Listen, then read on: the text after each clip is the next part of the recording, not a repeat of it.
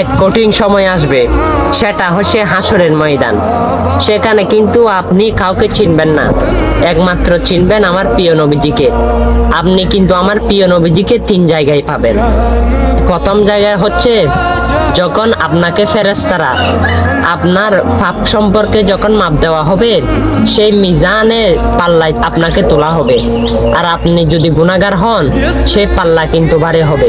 আর ফেরেশতারা আপনাকে ধরে নিয়ে জাহান্নামের দিকে নিয়ে যাইতে থাকবে। তখন আমার প্রিয় নবীজি দেখবে, আপনাকে ডাক দেবে।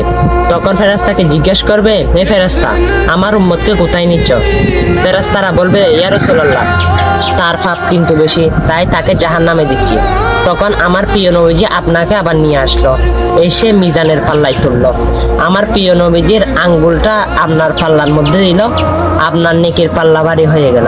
হ্যাঁ, সে মুসিবতের সময় একমাত্র আমার প্রিয় নবীজিকে পাবেন। আর সেই নবীজির হাদিসগুলো মানেগুলো মানুষের কাছে পৌঁছাবেন, অবশ্যই সেই নবীর সুপারিশ আপনিও পাবেন। আর অবশ্যই মুসলমান হলে প্রতিদিন বাজে ভিডিও অনেক শেয়ার করেন, এটা শেয়ার করে দিবেন। আমিন।